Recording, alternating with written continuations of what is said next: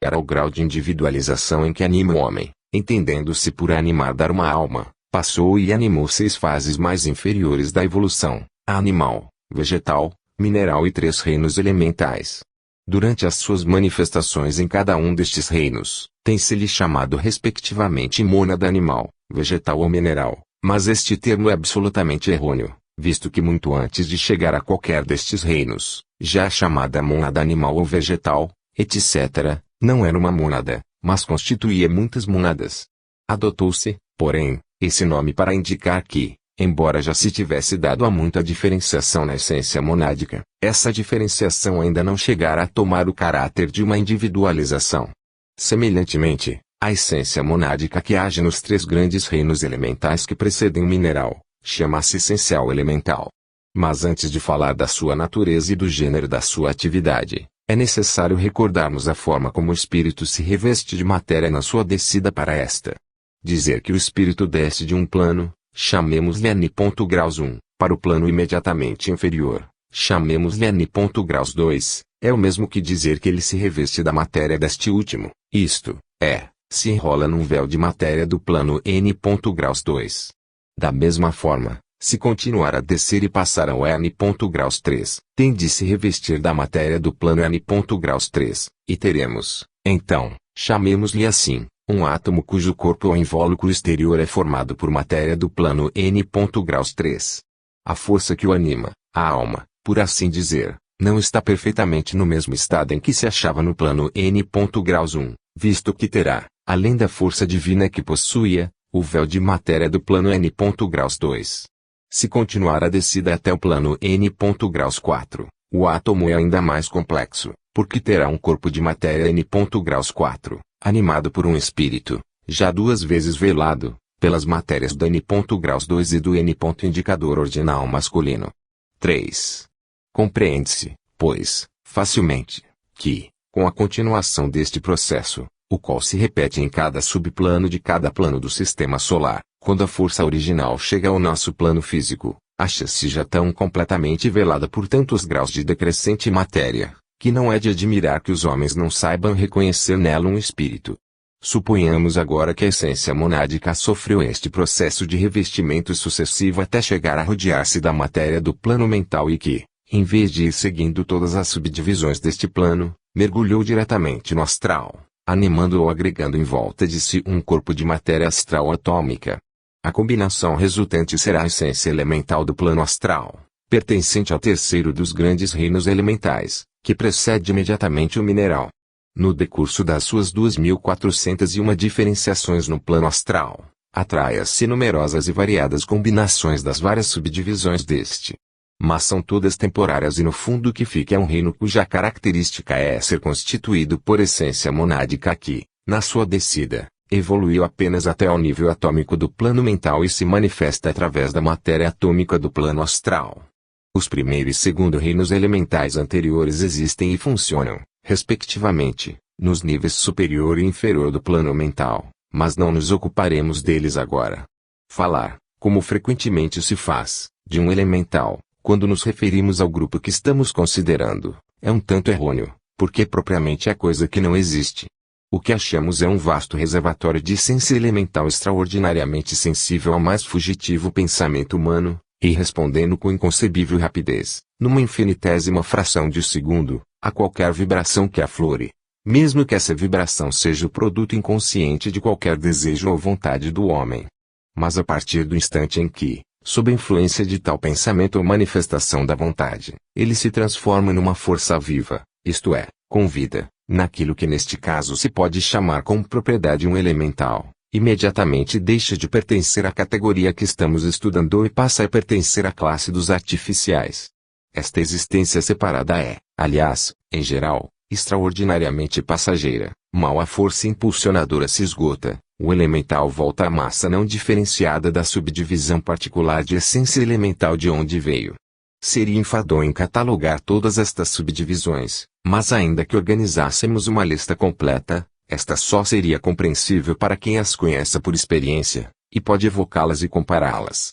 Pode-se, no entanto, sem grande trabalho, esboçar as linhas gerais da classificação, o que não deixa de ser interessante. Vem em primeiro lugar a vasta divisão que deu o nome aos dementais, baseada na espécie da matéria que habitam.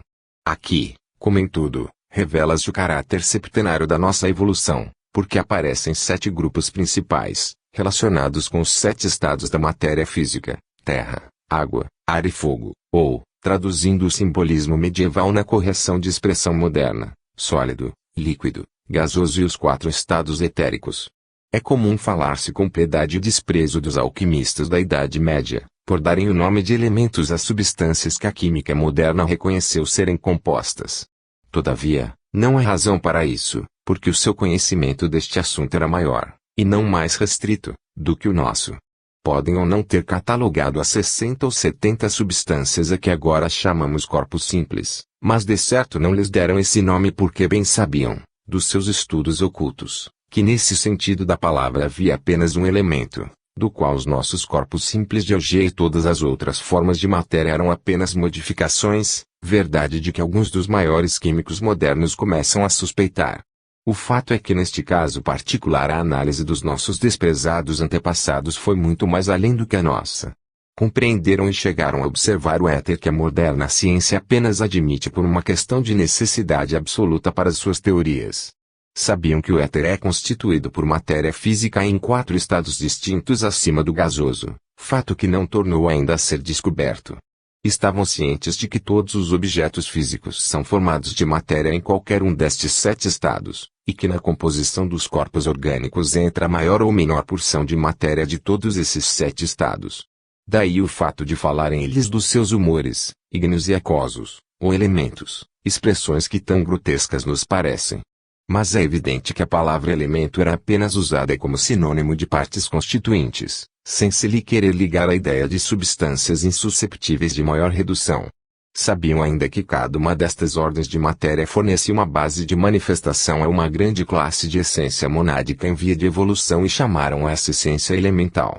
O que devemos tentar compreender é que em cada partícula de matéria sólida, enquanto sólida, reside, servindo-nos da pitoresca expressão dos escolares da Idade Média, um elemental térreo, isto é, certa porção de ciência elemental viva que lhe é própria, e igualmente em cada partícula de matéria, no líquido, gasoso, ou etérico, residem os dementais específicos, respectivos. Deve-se notar que esta primeira larga divisão do terceiro dos reinos dementais é, por assim dizer, uma divisão no sentido horizontal, isto é, as suas classes respectivas estão quase no mesmo nível de materialidade, passando-se de umas para as outras por declive quase imperceptível. E pode-se compreender como cada uma destas classes pode ainda ser dividida horizontalmente em outras 7, visto haver, como é notório, muitos graus de densidade entre sólidos, líquidos e gasosos. Há, contudo, uma outra divisão a que se pode chamar perpendicular. Talvez esta seja um pouco mais difícil de compreender, sobretudo por causa da grande reserva mantida pelos ocultistas em relação a alguns dos fatos para cuja compreensão seria necessária uma explicação detalhada. O que se pode dizer de mais claro é que em cada uma das classes e subclasses horizontais se acham 7 tipos perfeitamente distintos de elemental, cujas diferenças já não são uma questão de grau de materialidade, mas, sim, de caráter e afinidade. Cada um destes tipos reage sobre os outros a tal ponto que, embora não possa haver intercâmbio de essências, em cada um se encontram 7 subtipos distintos uns dos outros pela coloração que lhes dá a influência que obedecem mais prontamente.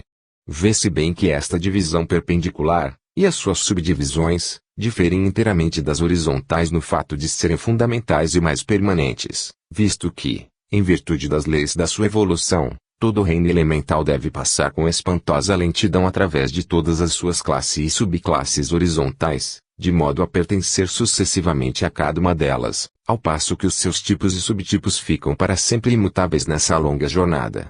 É necessário não perder de vista, para bem se compreender esta evolução elemental, que ela se está realizando no que se tem chamado a curva descendente do arco da evolução, isto é, caminha em direção à materialização completa que observamos no reino mineral em vez de se afastar dela como acontece em quase todas as evoluções de que sabemos alguma coisa. E assim, o progresso neste caso quer dizer descida para a matéria e não ascensão para planos mais elevados, e isto dá-lhe, a nossos olhos, uma aparência singular de anomalia enquanto não se lhe compreende o objetivo. É necessário que o estudante tenha este fato sempre bem presente em sua mente, se não quer tropeçar a cada passo com anomalias semelhantes que o deixaram por vezes legitimamente perplexo. A despeito destas numerosas subdivisões, todas as variedades dessa essência, de vida tão estranha, têm certas propriedades comuns, mas de tal modo diferem de tudo que estamos habituados a ver no plano físico, que se torna extremamente difícil explicá-las a quem nunca as viu em ação. Admitamos, primeiro, que, quando qualquer porção desta essência se encontre momentaneamente ao abrigo de qualquer influência externa, o que aliás dificilmente se pode realizar, não possui nenhuma forma particular apesar de se manter num movimento contínuo de grande rapidez. Mas a menor perturbação, provocada, por exemplo, por qualquer corrente de pensamento que passe, precipita-se imediatamente numa confusão de formas, continuamente móveis, que mudam constantemente, precipitam-se e desaparecem, como as bolhas de vapor à superfície da água em ebulição. Embora estas aparições fugitivas se assemelhem de ordinário a criaturas viventes, humanas ou não, não constituem entidades separadas, como acontece às vagas igualmente mutáveis e variáveis que afloram momentaneamente a superfície de um lago tranquilo assoltado por um furacão.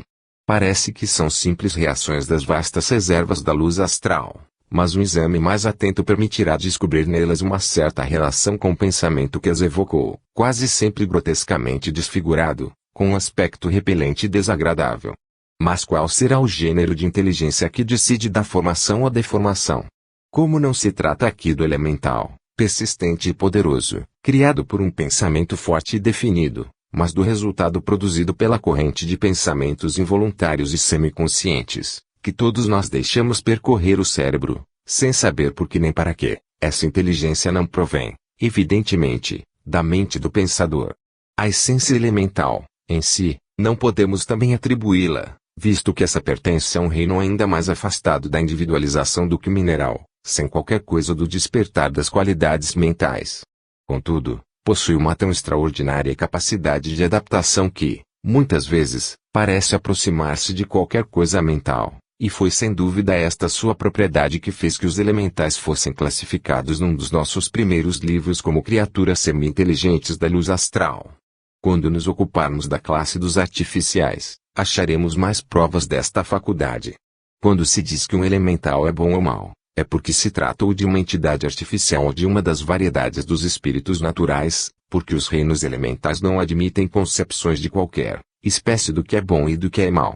Apesar disso nota-se, em quase todas as subdivisões, uma tendência para se tornar hostis ao homem.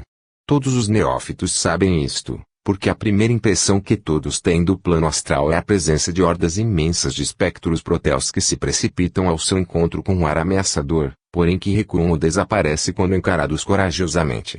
E, pois, a essa tendência hostil que se devem atribuir as deformações e o aspecto repelente de que se falou, e dizem-nos os escritores medievais que se elas existem a culpa é exclusivamente do homem. Nas idades de ouro que precederam esta nossa época cheia de sordidez, os homens eram, na sua totalidade, menos egoístas e mais espirituais, e por isso os dementais eram mais amáveis. Se agora já o não são, é devido à indiferença e à falta de simpatia dos homens para com os outros seres vivos. Pela extrema precisão com que a essência elemental responde à menor solicitação dos nossos pensamentos e dos nossos desejos, conclui-se que este reino, no seu conjunto, é um produto do pensamento coletivo da humanidade. Ora, carecendo este pensamento de elevação, sendo na sua generalidade baixo, egoísta e mesquinho, não é para admirar que essa essência, desprovida de recepção consciente, que recebe e reflete cegamente tudo o que nela se projeta, mostre um caráter tão pouco hospitaleiro. Colhemos o que semeamos, eis tudo. Tudo leva a crer que em futuras raças, quando a humanidade tiver progredido e alcançado um nível superior, os reinos dementais, sob a ação constante da influência do nosso pensamento purificado, deixarão a sua atual atitude de hostilidade e se tornarão dóceis e serviçais, como se prevê também para o reino animal. Fosse como fosse o passado, temos o direito de esperar uma idade de ouro no futuro, se vier um tempo em que a maioria dos homens se torne generosa e altruísta, e chame-se dessa maneira a cooperação voluntária e benevolente das forças naturais. O fato de nós podermos influenciar tão acentuadamente os reinos dementais, prova-nos que somos responsáveis pela maneira como usamos essa influência. E realmente, Quando se olham atentamente as condições da sua existência, é evidente que o resultado produzido sobre eles pelos pensamentos e desejos de todos os seres inteligentes que habitam o mesmo mundo que eles, deve ter sido calculado no plano geral do nosso sistema, como um fator da sua evolução. Apesar da insistência dos ensinamentos de todas as grandes religiões, a grande massa da humanidade não se preocupa com as responsabilidades que tem no mundo dos pensamentos. Qualquer indivíduo que se possa gabar de nunca ter pecado por palavras ou por obras, considera-se inocente e inofensivo, e julga ter feito pelos outros tudo o que dele se pode exigir, sem se lembrar que durante anos exerceu, com os seus maus pensamentos, uma influência deprimente e degradante no espírito dos que o cercam, e encheu o seu ambiente com as criações malfazejas de espíritos sórdidos. Esta questão reveste ainda um caráter mais sério a propósito dos dementais artificiais, como veremos, mas para a essência elemental, é suficiente acentuar que todos nós temos a faculdade de lhe retardar ou acelerar a evolução, segundo o uso consciente ou inconsciente que dela fizermos.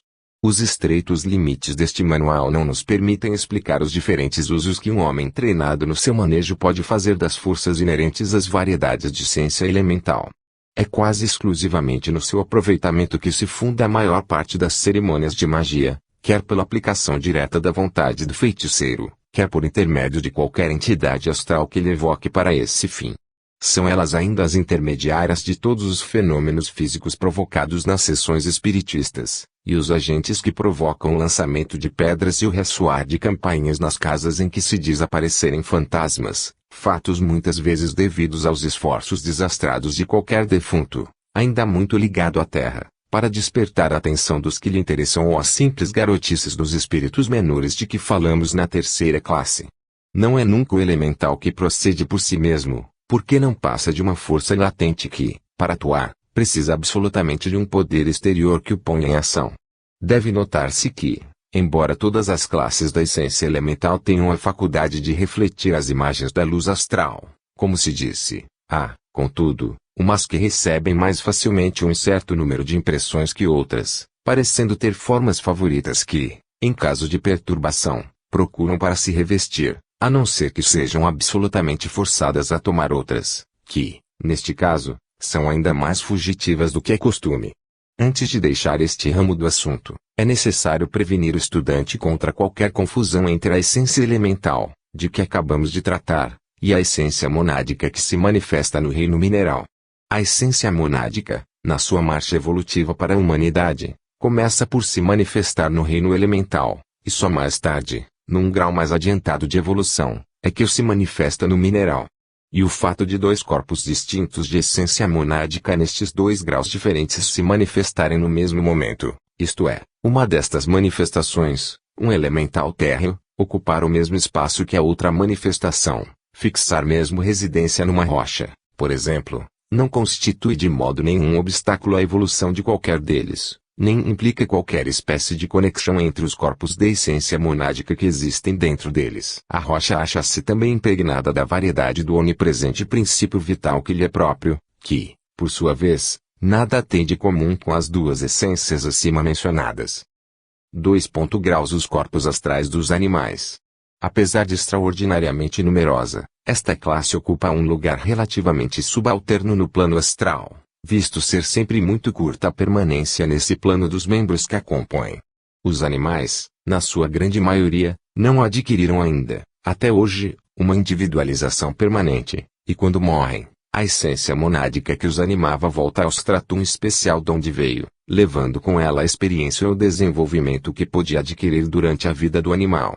Isto, porém, não se faz imediatamente. O corpo astral do animal sofre o mesmo processo que o do homem, e conserva no plano astral uma existência real cuja duração, nunca longa, varia segundo a inteligência que o animal desenvolveu. Geralmente, essa existência não passa de uma espécie de sonho inconsciente, impregnado, ao que parece, de perfeita felicidade. Quanto aos raros animais domésticos que já atingiram a individualização e que, por conseguinte, não mais voltam a este mundo sob a forma de animal, esses têm uma vida astral mais longa e mais ativa, caindo, por fim, a pouco e pouco, num estado subjetivo que, certamente, dura por muito tempo. Os macacos antropóides, de que se fala na doutrina secreta, Vol. 1, Pag. 184, que já atingiram a individualização e em breve, na próxima ronda, se reencarnarão na humanidade, formam uma das subdivisões mais interessantes desta classe. 3. Graus. Os espíritos naturais, em geral. Compreende esta classe subdivisões tão numerosas e tão variadas que, se lhes pudéssemos dar o lugar que merecem, só sobre elas teríamos de escrever um enorme tratado. Limitar-nos-emos, para poder fazer uma ideia, a indicar as que têm características comuns. Para começar, diremos, o que aliás é evidente, que estas entidades diferem radicalmente de todas as outras, que até aqui temos considerado. Apesar de termos o direito de classificar a essência elemental e o corpo astral dos animais como não humanos, é certo também que a essência monádica que os anima há de, com o tempo, atingir o nível de evolução em que possa manifestar-se numa humanidade futura, comparável à nossa. E se pudéssemos rever o caminho percorrido pela nossa própria evolução, através dos ciclos mundiais passados, veríamos que aquilo que somos hoje passou igualmente por etapas semelhantes. Não sucede, porém, o mesmo no vasto reino dos espíritos naturais, nem nunca foram, nem são, nem hão de ser membros de uma humanidade, como a nossa, visto a linha da sua evolução ser completamente diferente da nossa, e se alguma relação tem conosco, provém simplesmente do fato de ambos ocuparmos, temporariamente, o mesmo planeta. É claro que, visto sermos vizinhos, embora por pouco tempo, devemos manter com eles as melhores relações de boa vizinhança, mas o nosso desenvolvimento realiza-se por caminhos tão diferentes que pouco ou nada podemos fazer uns pelos outros. Há escritores que classificam estes espíritos entre os elementais, e realmente são os dementais, ou, mais propriamente, os animais, de uma evolução superior. Apesar de mais desenvolvidos do que a nossa essência elemental, têm, contudo, alguns característicos que lhes são comuns. Assim, por exemplo, estão divididos em 7 grandes classes, que ocupam, respectivamente, os mesmos 7 estados de agregação da matéria, a que nos referimos dizendo que cada um deles era permeado pela variedade correspondente de matéria. Há, portanto, para nos referirmos àqueles que melhor poderemos compreender, espíritos da terra, do ar, da água, e do fogo, ou do éter, entidades astrais, dotadas de inteligência, definidas, que habitam e funcionam em cada um desses meios.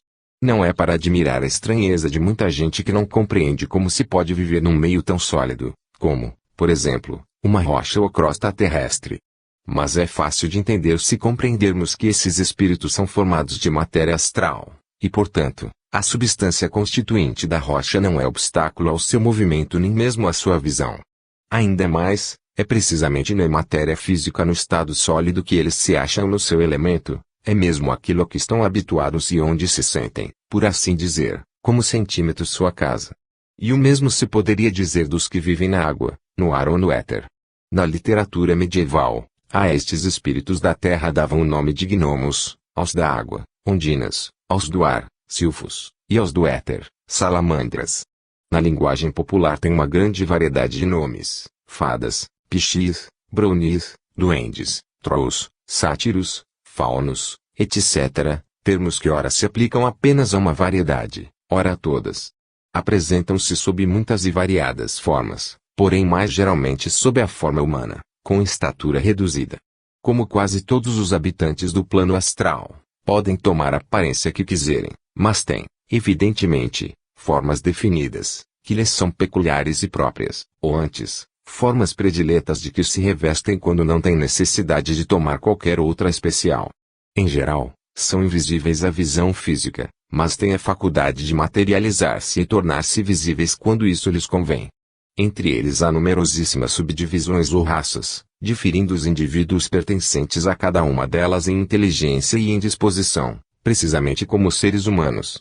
Em sua maioria evitam o homem, visto que lhes repugnam os hábitos e emanações humanas, e os vícios e desejos desordenados da humanidade põem em ação correntes astrais que os perturbam. No entanto, não faltam exemplos de casos em que os espíritos naturais se têm interessado amigavelmente por seres humanos, ajudando-os e protegendo-os, como nas conhecidas histórias das brownies escocesas e nas fadas acendedoras de fogo mencionadas na literatura espiritista. Esta atitude de benevolência é, contudo, relativamente rara, e, em geral, quando entram em contato com o homem, mostram-se antes indiferentes ou contrariados, e tem mesmo certo prazer em enganá-lo ou em fazer-lhe verdadeiras partidas infantis.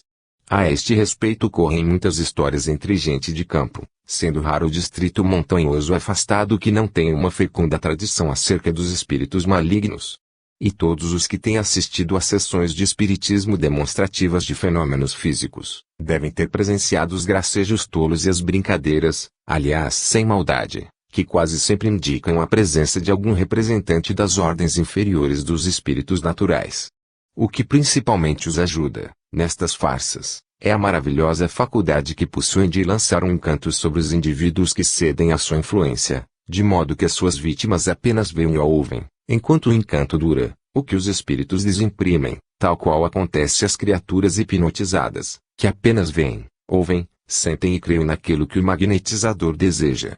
Todavia, os espíritos naturais não têm, como os hipnotizadores, a faculdade de dominar a vontade humana, a não ser quando se trate de temperamentos exageradamente fracos ou de vontades paralisadas por um grande terror.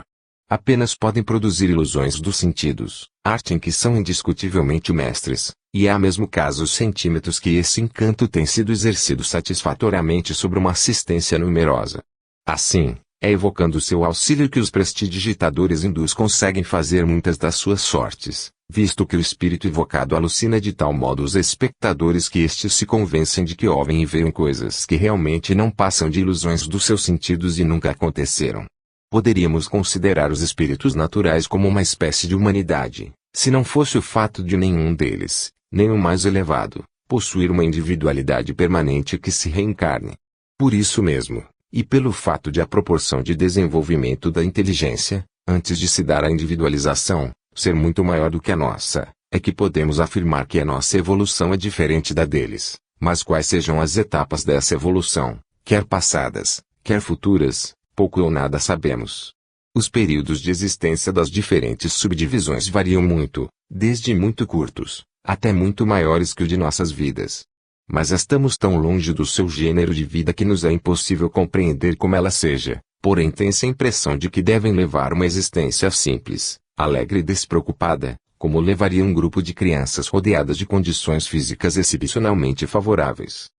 Apesar de brincalhões e maliciosos, é raro serem maus, a não ser que sejam provocados a fazer mal, mas, no seu conjunto, parecem partilhar do sentimento universal de desconfiança, inspirado pelo homem, e é geralmente com a maior frieza, e sob um aspecto que causa certa repugnância e infunde terror, que recebem os recém-chegados ao plano astral. Mas se o neófito se mostra despreocupado diante deles e não se deixa amedrontar com o mal que aparentemente lhe querem fazer, em breve aceita o novo companheiro como um mal irremediável e nunca mais fazem caso dele, e até alguns acabam por viver com certos habitantes astrais na melhor das harmonias, manifestando prazer no seu encontro. Entre as numerosas subdivisões desta classe, há algumas menos infantis e mais respeitáveis do que as entidades de que tratamos até aqui. São essas que têm inspirado as entidades veneradas como as fadas dos bosques, os anjos bons das aldeias, etc. Essas entidades costumam ser absolutamente sensíveis às homenagens e lisonjas que se manifestam no culto que os seus admiradores lhes prestam, e não se recusariam a prestar aos seus fiéis qualquer pequeno serviço que lhes fosse pedido. O anjo bom das aldeias é também muitas vezes uma entidade artificial, e especial, de que nos ocuparemos na PAG 107 segs. O adepto pode e sabe utilizar os serviços dos espíritos naturais, quando deseja, mas os feiticeiros vulgares apenas podem obter da parte deles algum auxílio por meio da invocação ou evocação, isto é, suplicando-lhes a sua atenção em troca de qualquer promessa, ou tentando manejar influências que os reduzam à obediência. Qualquer dos processos é extremamente condenável, e o segundo é mesmo perigoso, visto que o operador, para se fazer obedecer, recorre a meios que provocam da parte do espírito coacto um sentimento de hostilidade e de ressentimento que lhe pode ser fatal. É desnecessário acentuar que a ninguém que se dedique ao ocultismo sob a direção de um mestre é permitida tal prática. 4. Graus os Devas. O mais alto sistema de evolução que tem relação com a Terra é, que se saiba, a dos seres a que os hindus chamam Devas, e no Ocidente, anjos, filhos de Deus, etc. Podem ser considerados como formando o reino imediatamente superior ao reino humano, assim como este está imediatamente acima do animal, mas com a diferença importantíssima de que o animal não tem, que saibamos, possibilidade de evolução e não ser para o homem, que é o único a ver abrir-se diante de si, logo que alcança um certo nível, várias sendas de progresso, uma das quais é a da grande evolução dos devas. Comparada com a sublime renunciação dos Nirmayanakayas, a escolha desta linha de evolução é por vezes classificada com a expressão ceder à tentação de vir a ser um deus, mas nisto não há a menor sombra de censura. Não é o caminho mais curto, mas evidentemente um dos mais nobres. Isso é a intuição, largamente desenvolvida, de um ser humano seguido, é porque certamente é o caminho que mais convém às suas capacidades. Não devemos nunca esquecer que, à semelhança do que acontece com uma ascensão física, nem todos os que desejam subir espiritualmente têm a força e a coragem de escolher o caminho mais íngreme.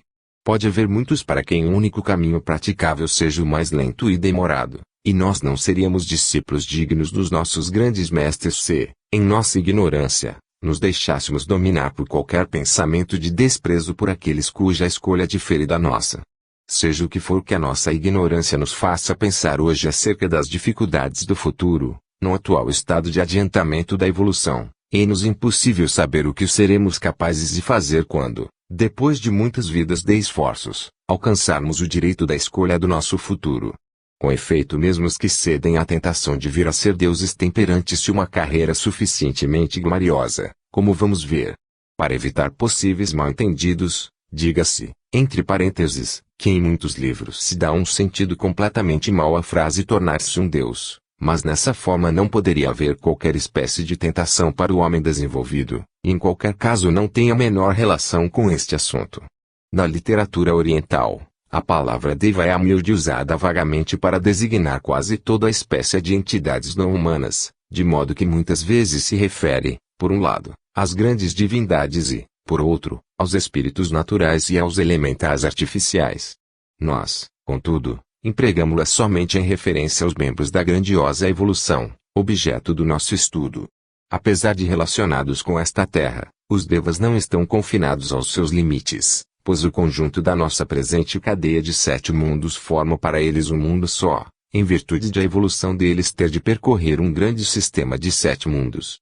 As suas hostes têm até aqui sido recrutadas principalmente entre outras humanidades do sistema solar, umas superiores, outras inferiores à nossa.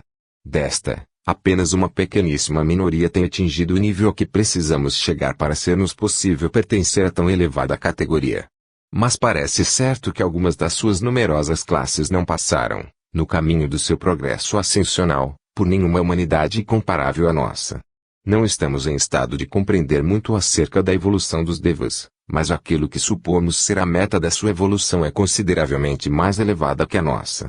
Isso é, ao passo que o objetivo da evolução humana é erguer a porção da humanidade que não desperdiçou seus esforços, a certo grau de desenvolvimento oculto no fim da 7ª ronda. O objetivo da evolução deve erguer as suas classes mais adiantadas, as suas categorias superiores, dentro do período correspondente, a um grau ainda mais elevado. Perante eles, como perante nós, está patente um caminho mais íngreme, porém mais curto, que conduz aqueles que trabalharam com séria convicção e esforço persistente, a alturas ainda mais sublimes, porém que alturas são essas, é-nos impossível precisar. Em relação com o plano astral, apenas podemos mencionar as categorias inferiores dessa augusta legião. Há 3 grandes divisões inferiores, começando de baixo, chamam-se geralmente Kamadevas, Rupadevas e Arupadevas. O corpo mais inferior de que um Kamadeva se pode revestir é o astral, como para nós é o físico. De forma que está numa situação análoga àquela em que estará a humanidade quando atingir o planeta F. Portanto, vivendo normalmente no corpo astral, é do mental que se reveste quando quer passar a esferas superiores, tal qual nós ao passarmos do físico para o astral. E se quiser entrar num corpo causal, pouco mais esforços terá a fazer, estando, é claro, suficientemente desenvolvido, do que nós para entrarmos no mental. Da mesma forma, o Rupadeva vive normalmente no corpo mental, visto que o seu habitat é nos 4 níveis inferiores, ou subplanos Rupa do plano mental. Por sua vez o Arupadeva pertence aos 3 subplanos superiores e o seu corpo mais material é o causal. Mas a manifestação dos Rupadevas e dos Arupadevas no plano astral é tão extremamente rara como a materialização no plano físico das entidades astrais, de forma que não há necessidade de nos referirmos a eles neste trabalho sobre o plano astral. Com respeito à divisão interior, Os Kamadevas, seria um erro grosseiro considerá-los incomensuravelmente superiores a nós, visto que muitos vieram de uma humanidade a muitos respeitos inferiores a nós a centímetros de desenvolvimento. A média dos Kamadevas é, em geral, superior à nossa, porque tudo que neles poderia haver de mal, há muito que foi expurgado das suas fileiras, mas sua disposição varia muitíssimo, de modo que pode haver entre nós indivíduos que, pela sua nobreza, altruísmo e elevação espiritual, ocupem na escala da evolução um grau mais elevado do que alguns deles. Pode-se atrair-lhes a atenção por meio de certas evocações mágicas, mas a única vontade humana que os pode dominar é a de uma classe elevada de adeptos. Tem em geral pequena consciência de nós, no plano físico, mas acontece uma vez ou outra que um deles, tendo conhecimento de qualquer dificuldade humana, que lhes excita a compaixão, vem em auxílio do homem, como qualquer de nós faria um animal que víssemos aflito. Mas no estado presente da evolução, qualquer interferência da parte deles seria, entenda-se bem, mais prejudicial que benéfica. Acima dos Arupadevas há ainda 4 outras grandes divisões, e ainda acima e para além do reino dos Devas estão as grandes hostes dos espíritos planetários, espíritos gloriosos, cuja consideração estaria deslocada neste manual. Conquanto não possamos afirmar que pertençam exatamente a qualquer uma de nossas classes, este é, talvez o melhor lugar para mencionar os admiráveis e importantes seres, que são os 4 Devarajas. Neste nome a palavra Deva não deve ser tomada no mesmo sentido em que a temos usado até aqui, pois não é o reino dos Devas mas sim dos 4 elementos, da terra, água, ar e fogo, com seus internos habitantes, os espíritos naturais e as essências, que estes 4 reis governam. Acerca das etapas de evolução que eles seguiram até chegar à presente culminância de poder e sabedoria, nada sabemos, apenas podemos afirmar que o caminho da sua evolução não tem nada de correspondente em nossa humanidade. Chama-se-lhes também regentes da terra, e anjos dos 4 pontos cardeais, e os livros hindus chamou-lhes os Chaturmaharajas, dando-lhes os nomes de Dhritarashtra, Virudaka, Virupaksha e Vajavana. Nos mesmos livros as suas hostes elementais são chamadas Gandharvas, Kumbandas, Nagas e Yaksas, respectivamente, sendo os pontos cardeais próprios de cada um, este, sul, oeste e norte, e as respectivas cores simbólicas branco, azul, vermelho e dourado. A doutrina secreta descreve-os como globos alados e rodas de fogo, e até na Bíblia cristã, Ezequiel, ao tentar descrevê-los, serve-se de expressões muito semelhantes. Não há religião nenhuma que na sua simbologia não se refira a eles, tendo sido sempre objeto da mais fervorosa reverência como protetores da humanidade. São eles os agentes do karma do homem durante a vida terrena, representando, por isso, um papel da mais alta importância nos destinos humanos. As grandes divindades kármicas do cosmos, chamadas na doutrina secreta Lipikas, pesam as ações de cada personalidade quando, no fim da vida astral, se realiza a separação final dos seus princípios, e dá, por assim dizer, o molde para um duplo etérico, exatamente apropriado ao karma dessa personalidade para o próximo nascimento físico. Mas são os Devarajas, senhores dos elementos, de que esse duplo se compõe, que os combinam nas proporções convenientes, de modo a realizar rigorosamente as intenções dos Lipikas. São eles também que durante a vida inteira estão vigilantes, para contrabalançar as mudanças que o livre-arbítrio do homem e dos que o cercam introduzem continuamente na sua situação, a fim de que o karma possa esgotar-se de uma forma ou outra, mas sempre sob a ação da mais reta justiça. Na doutrina secreta, Vol. 1, Pags. 122 a 126, ed. Inglesa, encontra-se uma erudita dissertação sobre estes seres maravilhosos, que podem materializar-se à vontade em formas humanas, conhecendo-se alguns casos que isso tem sucedido. Todos os espíritos naturais superiores e legiões de elementais artificiais são seus agentes na estupenda tarefa que lhes está distribuída, mas são os Devarajas que têm todos os fios nas mãos e os únicos responsáveis pela sua obra. Poucas vezes se manifestam no mundo astral, mas quando fazem, são, de certo, os mais notáveis dos seus habitantes não humanos. Qualquer ocultista adivinhará que, assim como há 7 classes de espíritos naturais e de elementais, deve haver também 7 e não 4 Devarajas, mas para além do círculo dos iniciados pouco ou nada se sabe dos 3 primeiros, além disso, não se pode fazer revelações a seu respeito. Ficaremos, pois, por aqui e passaremos a ocupar-nos dos habitantes artificiais do plano astral. 3. artificiais. Exclusivamente produto da criação do homem, esta classe, a mais numerosa das entidades astrais, tem uma excepcional importância, visto a sua ação sobre o homem se manifestar direta e incessantemente graças aos estreitos laços kármicos que o acorrentam a ela. É uma massa enorme, mal definida, de entidades semi-inteligentes, tão diferentes umas das outras como os pensamentos, e praticamente insusceptíveis de qualquer combinação ou arranjo metódico. A única divisão que se pode fazer é pondo de um lado os elementais artificiais criados inconscientemente pela maioria da humanidade, e do outro, os criados com qualquer intenção pelos feiticeiros ou magos, e ainda do outro pequeno número de entidades criadas artificialmente que não entram na categoria de elementais. 1. Graus elementais criados inconscientemente. Já se disse que a essência elemental que nos rodeia por todos os lados é, nas suas inúmeras variedades, singularmente susceptível à influência do pensamento humano. Já nos referimos mesmo ao fato de qualquer pensamento, por mais vago, impreciso e ocasional, obrigar essa essência a tomar formas nebulosas e efêmeras que se agitam como nuvens em constante movimento. Resta-nos agora considerar a forma como essa essência é afetada quando o espírito humano faz incidir sobre ela um pensamento, ou um desejo preciso e intencional. O efeito produzido é flagrante.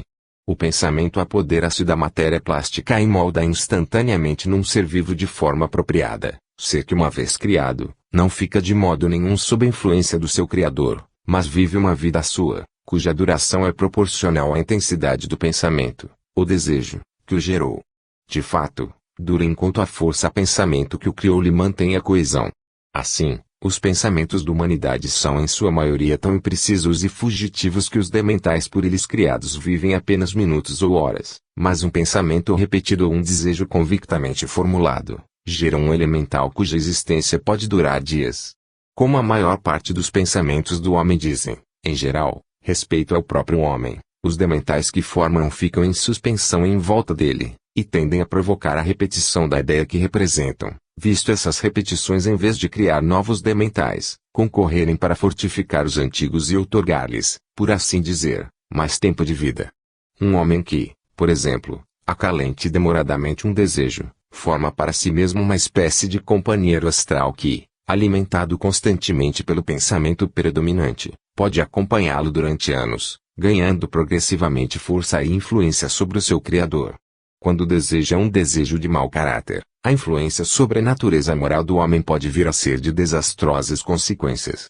Mais fecundos ainda em resultados bons ou maus são os pensamentos do homem acerca do seu semelhante, porque neste caso não é em torno dele que flutuam, mas em torno do objeto do pensamento. Qualquer desejo ou pensamento de felicidade projetado sobre um indivíduo, criará para ele um elemental artificial amigável. Se o desejo for perfeitamente definido, por exemplo, o desejo de melhoras de uma doença, o elemental pairará sobre o doente, para lhe promover o restabelecimento ou para afugentar qualquer influência tendente a impedi-lo.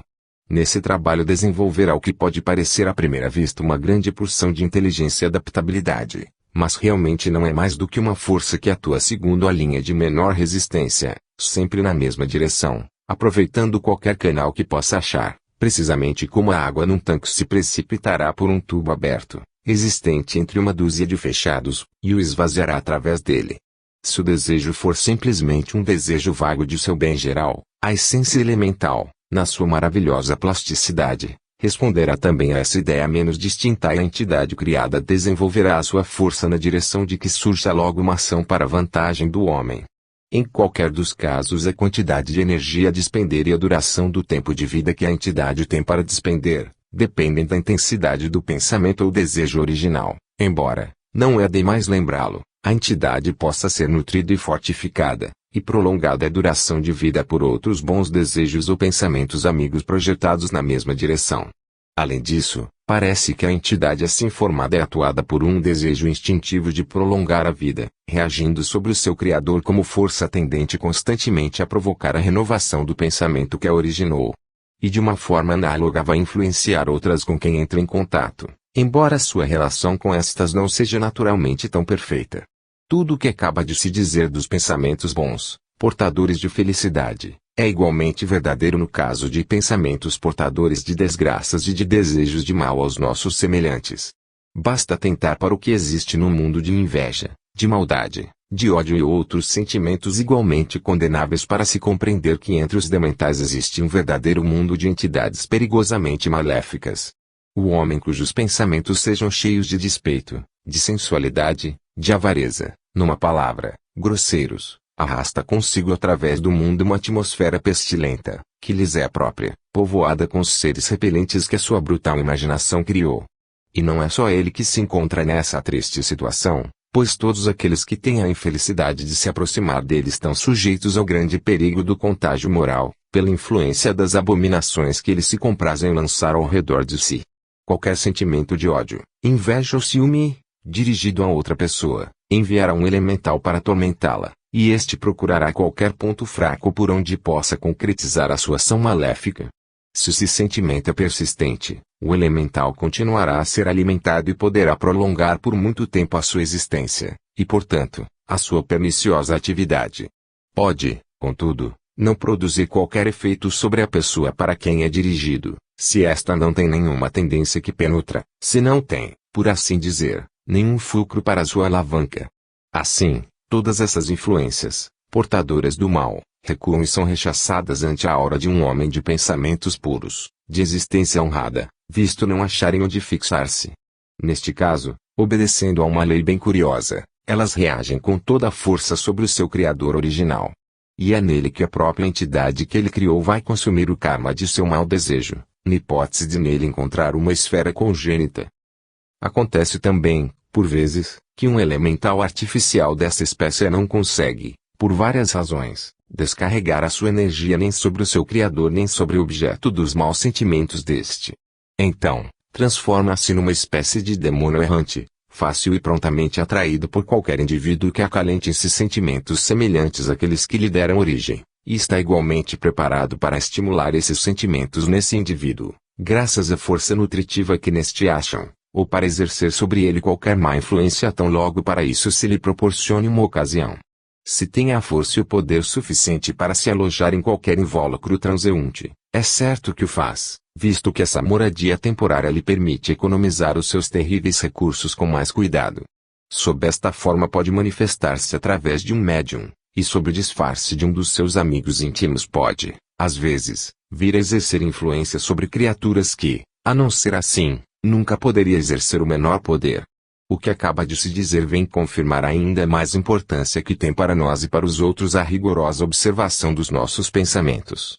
Há centenas de criaturas bem-intencionadas que nunca, quer por palavras quer por obras, deixaram de ser escrupulosamente observadoras dos seus deveres para com os seus semelhantes, e que, considerando que o pensamento é livre e ninguém tem nada a ver com o que pensam no seu foro íntimo, deixam a revelia os seus pensamentos, sem terem a consciência dos enxames de criações funestas que desencadeiam por esse mundo afora.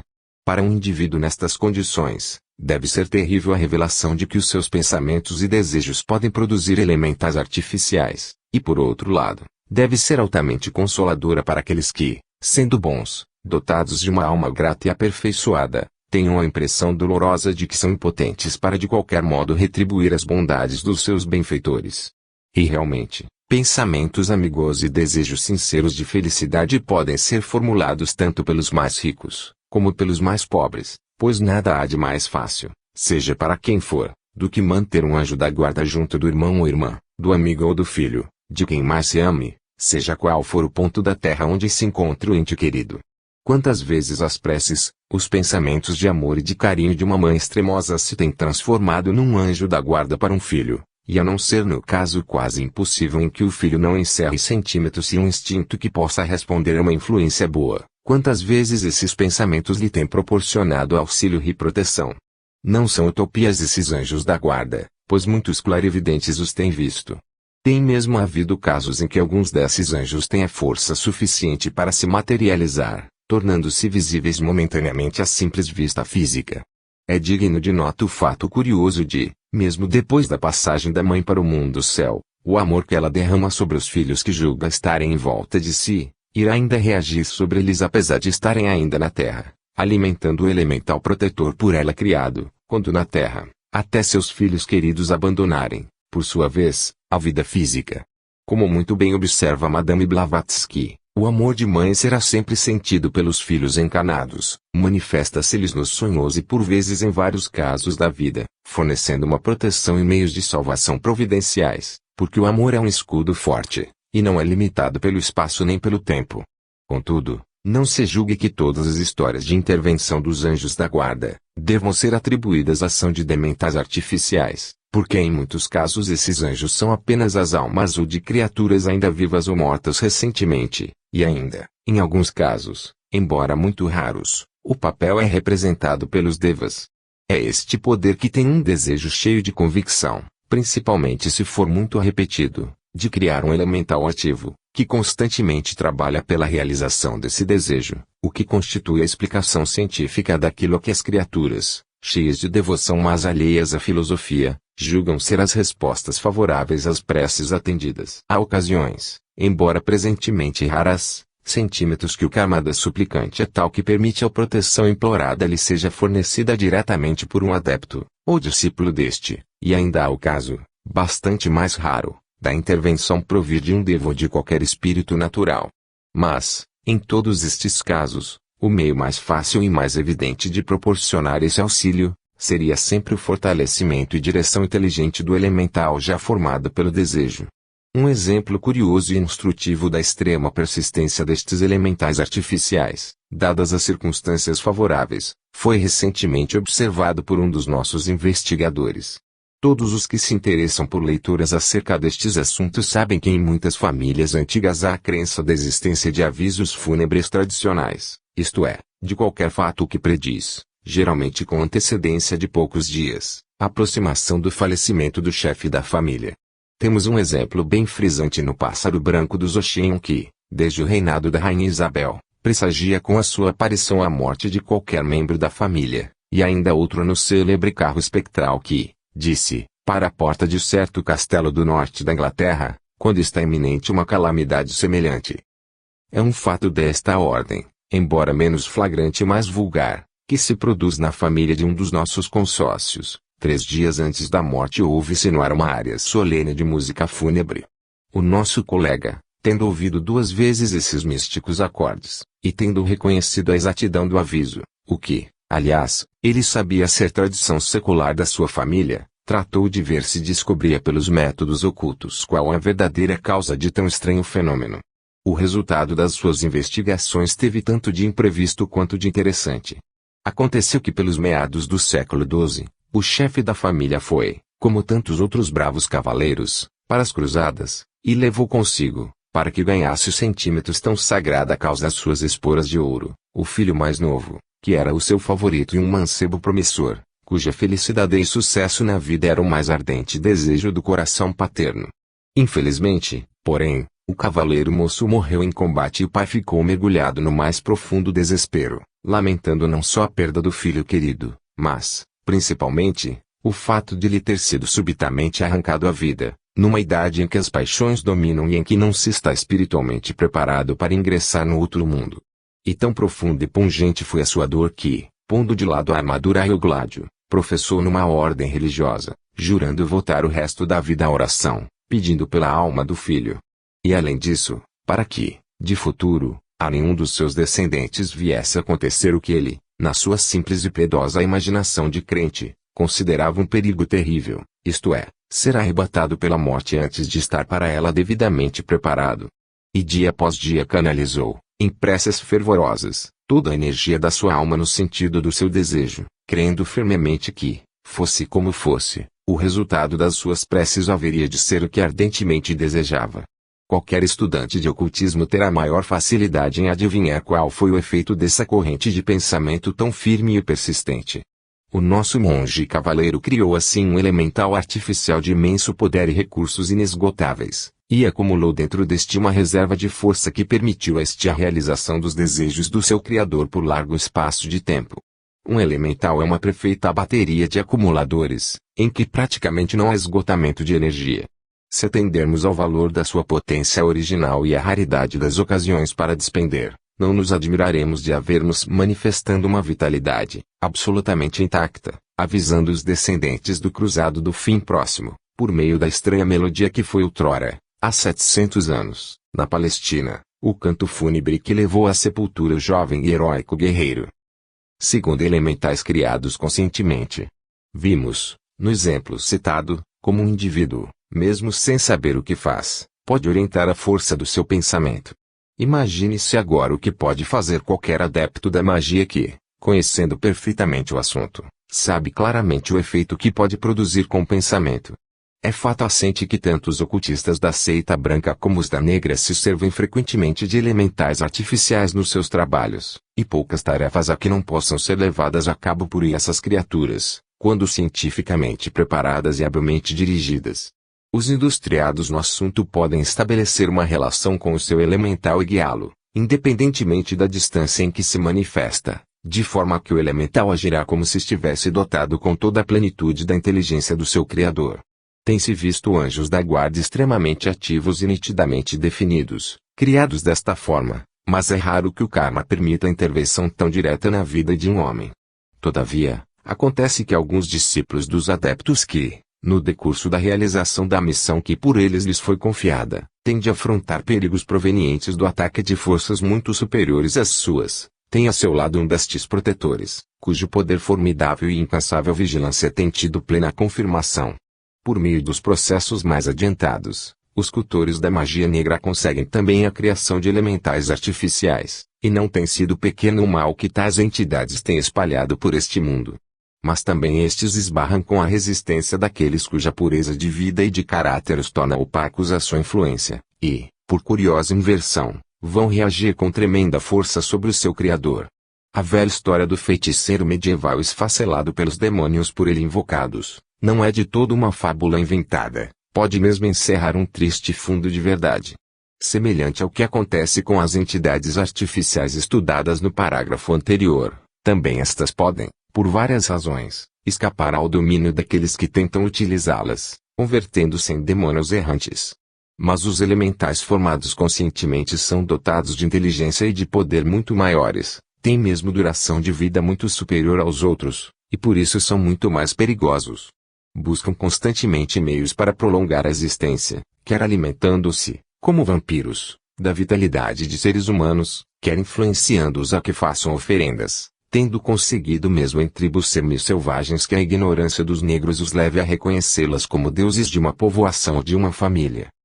Toda divindade que exige sacrifícios que importem a efusão de sangue, pode ser considerada como pertencente às classes mais inferiores e mais repugnantes desta categoria. Outros tipos menos condenáveis contentam-se com oferendas de arroz e de alimentos cozinhados, de várias espécies. Na Índia ainda hoje se encontram em algumas regiões qualquer das duas variedades, mas é natural que na África sejam relativamente muito mais numerosas. Graças ao alimento que colhem das oferendas e sobretudo à vitalidade que subtraem aos seus fiéis, podem continuar a prolongar a existência por muitos anos, ou mesmo séculos, conservando em si a força suficiente para de vez em quando produzir certos fenômenos insignificantes, com que vão estimulando a fé e o zelo dos seus adoradores, ou para os molestar e contrariar sempre que se descuidam na realização dos sacrifícios do costume. Por exemplo, reconheceu-se recentemente que numa povoação da Índia, sempre que por qualquer motivo a divindade local não era ofertado o alimento de costume, rebentavam entre as cabanas incêndios espontâneos, algumas vezes 3 ou 4 simultaneamente, em circunstâncias em que era impossível suspeitar-se de qualquer intervenção humana. A qualquer leitor que conheça alguma coisa dos recônditos cantos dessa admirável região da Índia, a mais maravilhosa e estranha de todas as regiões do universo, de certo ocorrem outras histórias deste gênero. A arte de fabricar elementais artificiais de extremo poder e grande virulência parece ter sido uma das especialidades dos feiticeiros da Atlântida, os senhores da face negra. Um exemplo das suas faculdades encontra-se na doutrina secreta, Vol. 2, Pag.